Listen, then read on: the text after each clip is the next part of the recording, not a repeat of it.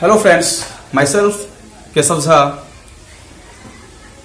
आज मैं आप लोगों को इंट्रोडक्शन टू अकाउंटिंग चैप्टर्स पढ़ाऊंगा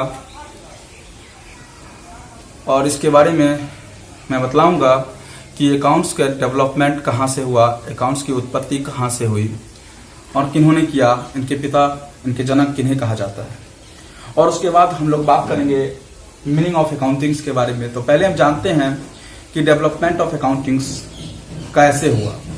तो दोस्तों चलिए आज मैं आप लोगों को बतलाता हूं कि डेवलपमेंट कहां से हुआ। सबसे पहले मैं उन लोगों को जो 10वीं के एग्जाम देने के बाद कॉमर्स लेने की सोच रहे हैं, अगर वो हमारे वीडियो देख रहे हैं तो उनको धन्यवाद अपने कॉमर्स फील्ड को चुनने के लिए, क्योंकि ये एक बहुत ही अच्छा फील्ड है और आप लोगों के लिए बहुत ही फायदेमंद होने वाला है। तो चलिए देखते हैं कि अकाउंटिंग्स के डेवलपमेंट कहां से हुए। इनके डेवलपमेंट करने वाले का नाम सबसे पहले बताऊंगा, लुकास पेसियोली साहब हैं। लुकास पेसियोली साहब जो कि एक इटालियन मैथमेटिशियन हैं, लुकास पेसियोली साहब इटालियन मैथमेटिशियन हैं और वो एक फिलोसोफर भी हैं। और उन्होंने एक बुक लिखा था 1494 ईस्वी में। उस बुक का नाम था समा डे अर्थमेटिका ज्योमेट्रिका प्रोपोर्शनिया। तो इस बुक से टेक्स्ट को अलग किया गया था, उसका नाम था डीकम्प्यूटिसेट स्क्रिप्टराइज। और इस बुक के माध्यम से उन्होंने डबल एंट्री सिस्टम्स को एक्सप्लेन किया था। तो दोस्तों हम बात करेंगे कि डबल एंट्री सिस्टम क्या था, ये बाद में हम अगले चैप्टर्स में बात करेंगे।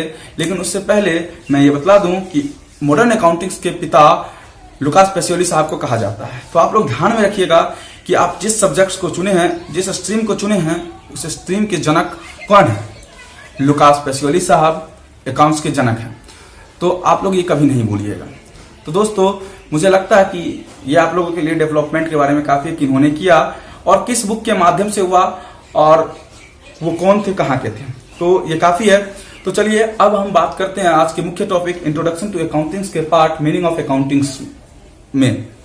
देखिए दोस्तों, मैं आज आप लोगों को मीनिंग ऑफ अकाउंटिंग्स बतलाऊंगा अच्छे से। मुझे उम्मीद है कि आप लोग अच्छे से समझेंगे। देखिए दोस्तों, आप लोगों को लग रहा होगा कि ये काफी छोटा डिफाइनेशन है, लेकिन इस डिफिनेशन को अच्छे से समझने के लिए, बारीकी से समझने के लिए आप लोगों को लगभग 5 से 7 मिनट लगेंगे। तो दोस्तों समझते हैं, चलिए क्या है ये डिफिनेशंस। इतने दिखने में इतने छोटा और इसकी बातें लंबे लंबे होंगे, देखिएगा आप लोग। देखिए मीनिंग ऑफ अकाउंटिंग्स पहले मैं इस डिफिनेशंस को एक बार बोल देता हूं, फिर लाइन बाय लाइन मैं इसे डिस्क्राइब करूंगा word by word.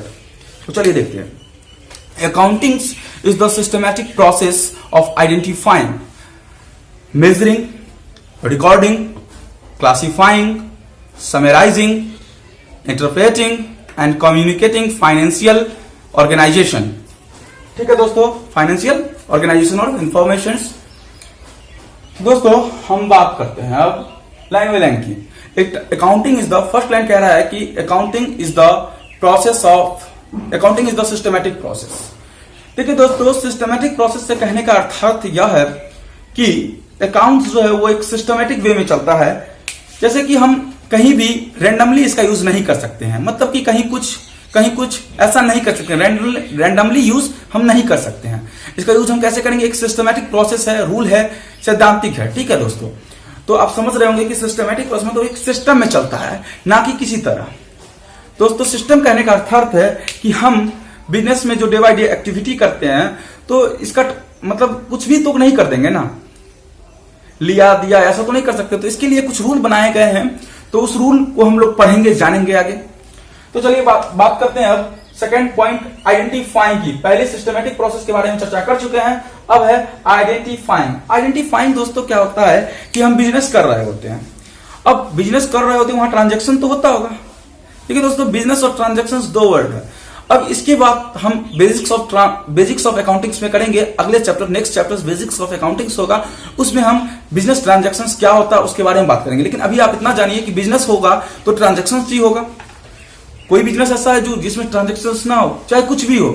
Her profession से लेकर हर जगह प्रोफेशनल्स आपको सर्विस पे करते हैं, पैसा लेते हैं, तो मतलब ट्रांजैक्शंस हर जगह होते हैं। तो दोस्तों हम बात करेंगे आज के इस क्लासेस में कि आइडेंटिफाइंग में क्या होता है। बिजनेस ट्रांजैक्शंस, बिजनेस है तो ट्रांजैक्शन होंगे।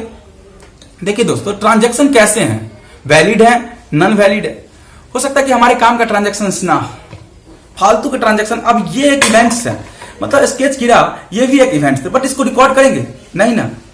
स्केच देखिए गिरा, ये ट्रांजैक्शंस नहीं ना होंगे, ये इवेंट्स है बट ट्रांजैक्शंस नहीं है। एवरी इवेंट्स नॉट ट्रांजैक्शंस, सभी इवेंट्स ट्रांजैक्शन हुई जरूरी नहीं है, लेकिन हाँ जो भी हमारे काम के होंगे हम उन्हें आइडेंटिफाई करके पहचान के अकाउंटिंग्स में शामिल करेंगे। ठीक है, चलिए दोस्तों, आप लोग, मैं उम्मीद करता हूं कि आइडेंटिफाइंग भी समझ गए होंगे। अब मैं थर्ड पॉइंट मेजरिंग के बारे में बात करूंगा आप लोगों से।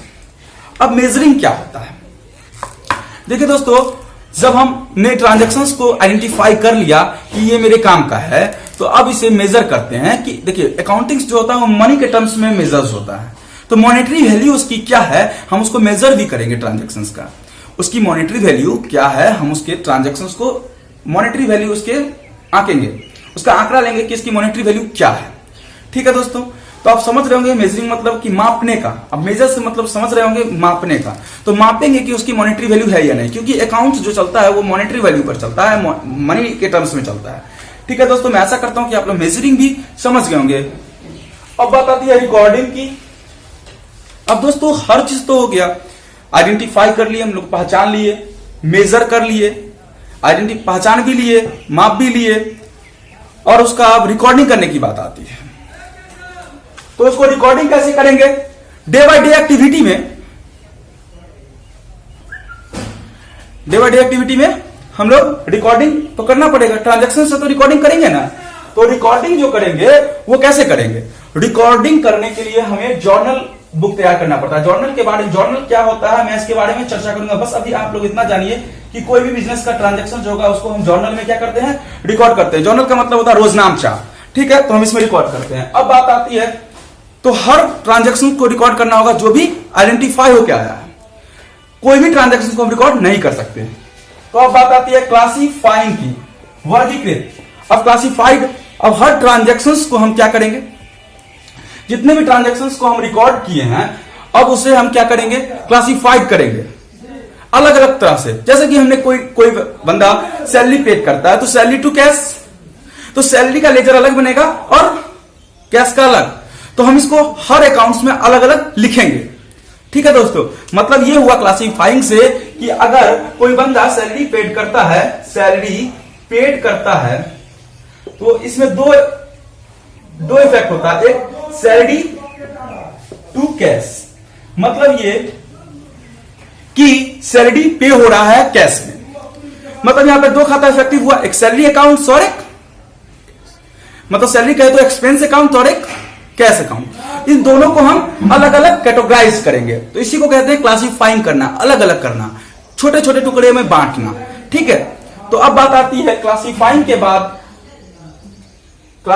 बाद समराइजिंग की।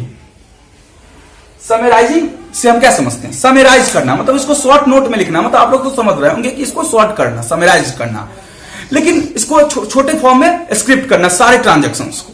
तो बिजनेस में जो भी ट्रांजैक्शंस होते हैं इसे हम सभी ट्रांजैक्शंस को छोटे से एक समराइज करते हैं, छोटे से फॉर्म में स्क्रिप्ट करते हैं। क्यों करते हैं? क्योंकि बिजनेस के ओनर्स को दिखलाने के लिए, या हमारे कोई भी जो यूजर्स हैं वो जानना चाहेंगे, तो उन्हें तो हम सारा बुक्स नहीं दे सकते हैं, जर्नल के, लेजर के अलग अलग नहीं दे सकते, तो उनको क्या देंगे, एक समराइज फॉर्म देंगे जो कि मेरी कंपनी के द्वारा तैयार किया जाता है। तो चलिए आप बात करते हैं इंटरप्रेटिंग की। समराइज भी हो गया, तो अब इंटरप्रेटिंग शब्द क्या है? इंटरप्रेट का मतलब आप लोग समझिए। इंटरप्रेट होता है कि हमने अब identifying, measuring, recording, classifying, summarising सारा कुछ कर लिया। अब इंटरप्रेट करेंगे, एनालिसिस करेंगे कि हमारे बिजनेस को, कंपनी को प्रॉफिट और लॉस क्या हो रहा है। मतलब इसमें हम देखेंगे कि हमारे कंपनी के साथ हो क्या रहा है, कि उसकी हर कुछ सही चल रही है कि नहीं है चल रही है, तो इस पे हम बात करेंगे इंटरप्रेट करके। फिर बात आती है terms, communicating financial information. Communicate करेंगे अपने फाइनेंशियल यूजर्स के साथ कि हमारी कंपनी की स्थिति क्या है। सब कुछ तो कर लिया, अभी कम्युनिकेट करने की बात आती है कि हम अपने यूजर्स के साथ, शेयर होल्डर्स के साथ इसे कम्युनिकेट शेयर करेंगे, ऑनर्स के साथ। ठीक है, तो हम समझ चुके हैं कि communicating financial information, financial information को कम्युनिकेट करेंगे किनके साथ? यूजर्स के साथ, शेयर होल्डर्स के साथ, कंपनीज ऑनर्स के साथ। अब बात आती है कि आप लोग टर्म्स समझ चुके होंगे meanings of accountings. Meaning of accountings में टोटल 7 टर्म्स आते हैं। पहला आइडेंटिफाइंग, दूसरा मेजरिंग, तीसरा क्लासिफाइंग, चौथा summarising, recording, interpreting and seventh communicating. तो आप लोग सारे पॉइंट्स को वन बाय वन समझ चुके हैं। अब बात करते हैं कि अकाउंटिंग्स जो है हमें हमारे पास क्या रिसोर्सेस है इसके बारे में बतलाता है, गिवन रिसोर्सेस के बारे में बताता है। जैसे हमारे पास कैश है, क्या है, मशीनरी है, प्रोडक्शन के लिए फैक्ट्री है, तो ये सब चीज हमें अकाउंटिंग्स बतलाते हैं। अब बात करते हैं कि कैश का यूज मैं कैसे करूंगा, कैसे किया हूं, यह भी अकाउंटिंग्स ही सिखलाता है। मशीनरी का उपयोग हम किस तरह से किए, यूटिलाइजेशन उसका किस तरह से किए हैं। फिर बात आती है प्रोडक्शन मैंने कितना करा है फैक्ट्री के द्वारा, तो ये सब चीज होती है। अब इससे ये निकल के आता है कि अकाउंटिंग क्या कहता है। अकाउंटिंग टेल्स अबाउट प्रॉफिट और लॉस ऑफ द ऑर्गेनाइजेशन। वो हमें प्रॉफिट और लॉस बताता है ऑर्गेनाइजेशन का, और उससे हम जान पाते हैं कि हमारे एसेट्स की स्थिति क्या है, लिएबिलिटीज की स्थिति क्या है, ऑनर्स इक्विटी की स्थिति क्या है। हम इस सबको जान पाते हैं, परख पाते हैं। तो अब आप लोगों के मन में डाउट आ रहा हो कि ये एसेट्स, लिएबिलिटीज क्या है, ऑनर्स इक्विटी क्या है, तो घबराइए मत। मैं इसके लिए अलग से इसके अगले चैप्टर्स में, बेसिक्स ऑफ अकाउंटिंग्स में इसके ऊपर चर्चा करूंगा। लेकिन तब तक के लिए इतना जानिए कि एसेट्स जो भी हमारे हक का हो, जो हमारे फायदे के लिए हो, वो एसेट्स होता है। लिएबिलिटीज जो भी हमारा अकाउंटेबिलिटी हो, रिस्पॉन्सिबिलिटी हो, ऑब्लिगेशंस हो हम पे, वो सारा क्या होता है, लिएबिलिटी यूज होता है। ऑनर्स इक्विटी क्या होता है कि जितना भी पैसा बिजनेस के ऑनर्स के द्वारा लगाया जाता है बिजनेस के लिए, वो सारा क्या होता है कि ऑनर्स इक्विटी होता है। ठीक है दोस्तों, तो आप लोग तीनों टर्म्स को समझ गए होंगे। तो इस सब चीज की स्थिति को कौन बताता है, अकाउंटिंग्स। अब देखिए दोस्तों कि अकाउंटिंग्स क्या है। अकाउंटिंग्स को जितने भी बिजनेस ट्रांजैक्शंस होते हैं उसको रिकॉर्ड करते हैं किसके भाषा में, अकाउंटिंग्स के भाषा में। अकाउंटिंग लैंग्वेज में हम सारे बिजनेस ट्रांजैक्शंस को रिकॉर्ड करते हैं। अब बात करते हैं, इसीलिए कहा गया है कि accounting is the language of business. Business का जो लैंग्वेज है, मतलब व्यावसायिक भाषा है कौन, अकाउंटिंग व्यवसाय का भाषा है। Accounting is the language of business. दोस्तों मैं उम्मीद करता हूं कि आप लोग अकाउंटेंसी को, मतलब अकाउंटिंग्स को अच्छे से समझ गए होंगे। अब मैं आप लोगों से कहूंगा कि मैं अपना अगला लेक्चर लाऊंगा, जो आप लोगों का प्यार देखकर, कमेंट्स देखकर कि आप लोगों को ये वीडियो कैसा लगा। मैं समझ रहा हूं कि आप लोग ये अच्छे समझ गए होंगे। अगर फिर भी कोई डाउट रह गया हो आप लोगों के लिए तो कमेंट सेक्शन में बताएं, मैं उस पर काम करूंगा। और साथ ही मैं अगला लेक्चर लाऊंगा अकाउंटिंग और अकाउंटेंसी के बीच के अंतर का। कई लोगों को लगता है कि अकाउंटिंग और अकाउंटेंसी सेम है, लेकिन नहीं, वो दोनों अंतर है। और वो क्या अंतर है उस दोनों के बीच में मैं बतलाऊंगा आप लोगों को अगले वीडियो में। अगर अभी तक हमारे चैनल को आप लोग सब्सक्राइब नहीं किए तो सब्सक्राइब करें, और हाँ, बेल आइकन दबाना ना भूलें, ताकि हमारे हर आने वाले वीडियो का नोटिफिकेशन आप तक सबसे पहले पहुंचे। देखिए दोस्तों, अगर आप 11th क्लास में हैं, हमारे लेक्चर्स को देखे हैं, तो मैं उम्मीद करता हूं कि आप लोगों को समझ में आया होगा। और आपके आस पड़ोस में जो भी आपके दोस्त हैं उन्हें भी बताएं कि ज्वाइन अकाउंटेंसी ट्यूटोरियल। तो आप लोग कमेंट सेक्शन में जरूर बताइएगा कि आज का मेरा पहला क्लास आप लोगों को कैसा लगा। धन्यवाद दोस्तों, बाय बाय।